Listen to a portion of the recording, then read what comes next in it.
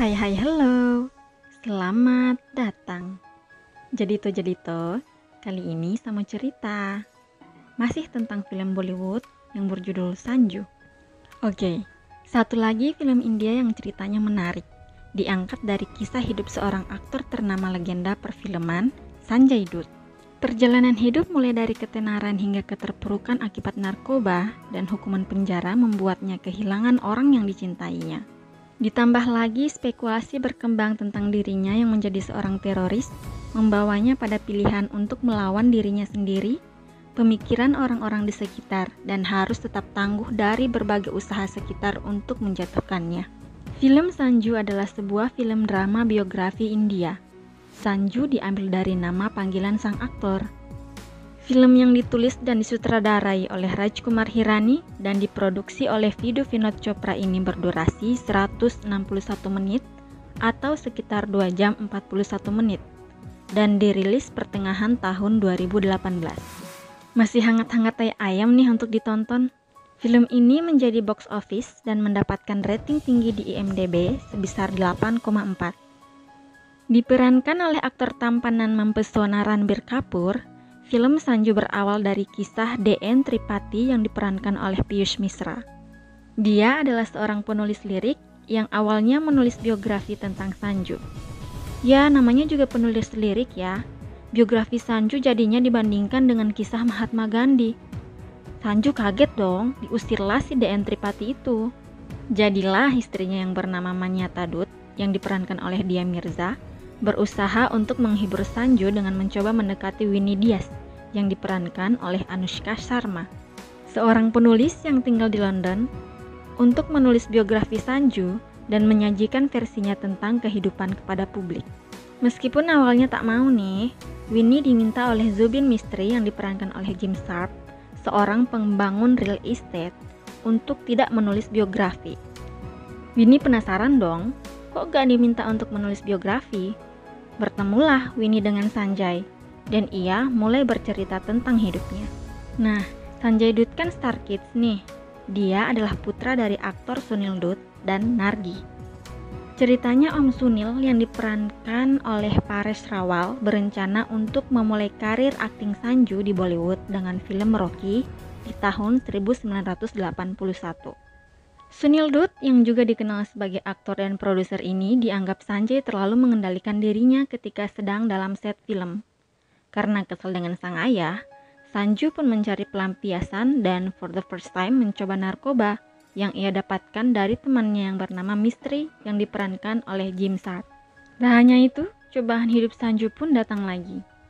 Sanju menemukan bahwa ibunya Nargis yang diperankan oleh Manisha Koirala menderita kanker dan dibawa ke New York untuk perawatan. Kejadian ini semakin membuatnya menjadi kecanduan alkohol dan narkoba.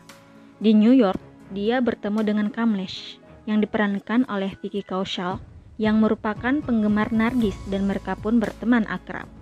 Hubungan Sanju dan kekasihnya Ruby yang diperankan oleh Sonam Kapoor harus berakhir lantaran sikapnya yang tak berubah dan masih kecanduan dengan obat-obatan terlarang.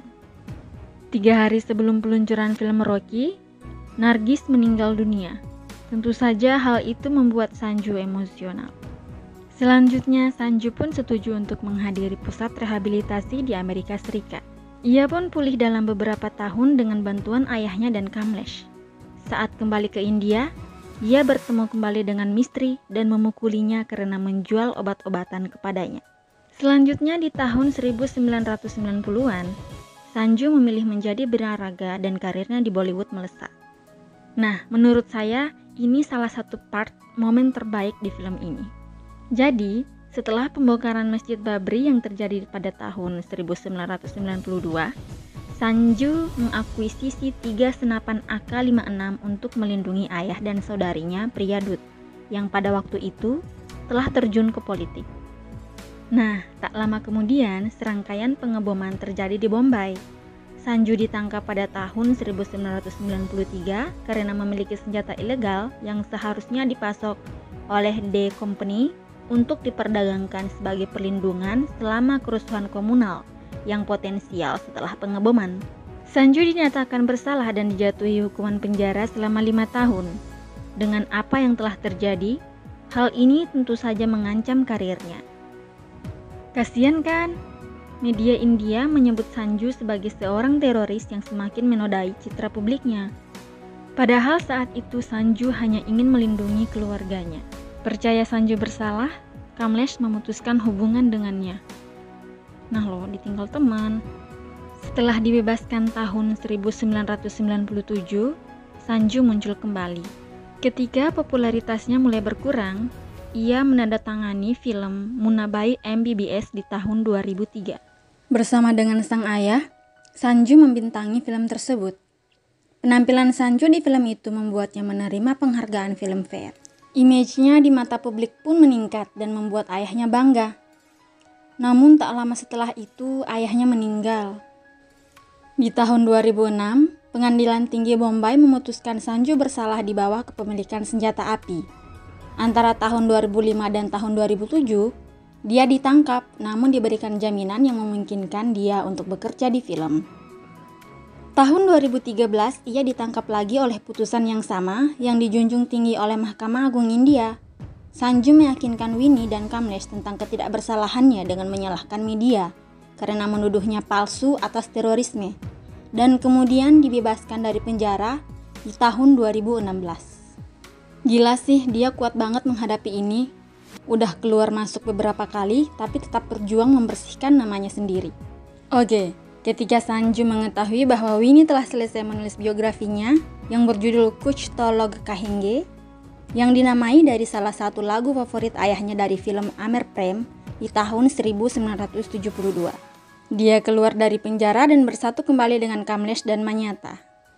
Hal yang saya suka dari film ini adalah sang sutradara betul-betul membawa penonton untuk ikut merasakan bagaimana perjuangan Sanju dalam melawan kecanduannya terhadap narkoba, bagaimana ia dalam memilih kawan, bagaimana ia berjuang untuk membersihkan namanya. Bahkan semua scene yang ada dalam film ini dibuat sedemikian rupa sama persis seperti yang telah terjadi.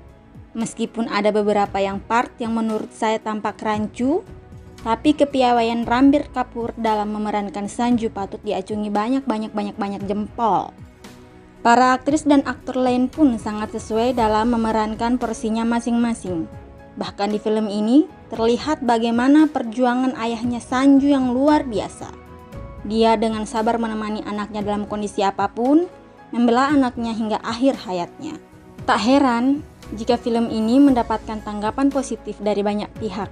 Kalau menurut saya sih layak mendapatkan 4,8 bintang dari 5 bintang. Bagaimana? Penasaran kan dengan kelanjutan kisahnya? Film ini ada unsur komedinya juga loh, jadi sangat tidak membosankan. Silahkan lanjut ditonton ya. Sekian review film kali ini. Sampai berjumpa di review film selanjutnya. Oke, bye.